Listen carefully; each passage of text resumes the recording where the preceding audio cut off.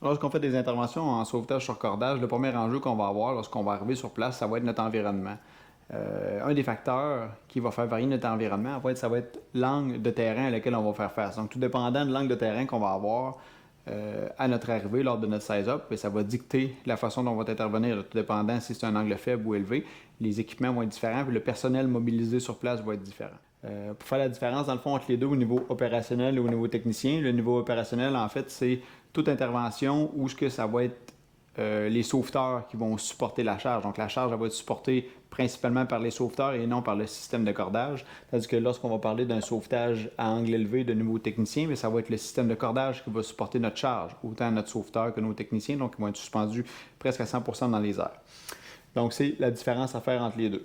Au niveau opérationnel, j'ai divisé ça en 3 types d'angles. On a l'angle de 0 à 15 degrés qui est un angle pratiquement plat. J'ai un angle faible qui va jouer de 15 à 40 degrés et j'ai un angle abrupt qui va jouer de 40 à 60 degrés. Donc tout le temps au niveau opérationnel, tandis que lorsqu'on va être de niveau technicien, on va jouer dans un angle de 60 à 90 degrés. Le premier, dans le fond, ça va être de 0 à 15 degrés qui est sensiblement un terrain plat, un angle qui est très très plat. Donc à ce niveau-là, dans le fond, ça prend plus de personnel parce qu'on sait que plus que l'angle est faible, plus que ça prend de personnel pour supporter la charge et plus que l'angle est élevé, moins que ça prend de personnel. Donc, de 0 à 15 degrés, on peut parler en fait d'un 4 à 6 sauveteurs qui est nécessaire pour supporter la charge. Et au niveau des cordages, en fait, tout dépendant de la situation que vous avez, tout dépendant de la météo ou du type de terrain, il est possible qu'on n'ait pas besoin de cordage pour faire cette intervention-là. Fait qu'on peut parler, dans le fond, d'une intervention qui va nécessiter de 0 à 1 cordage, en fait.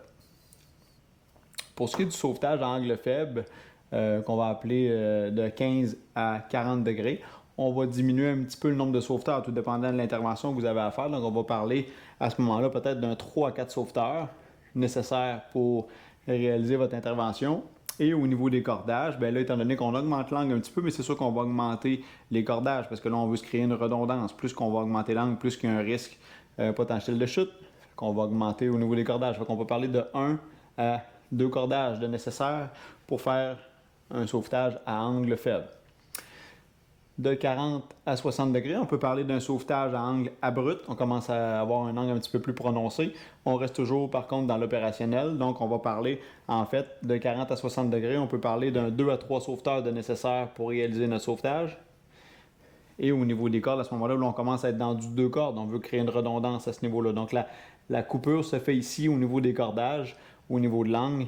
Dans le fond, on va commencer à mettre 2 cordages pour se créer une redondance. Et par la suite, si on parle du niveau technicien de sauvetage à angle élevé, donc c'est le système de cordage qui supporte la charge presque à 100%.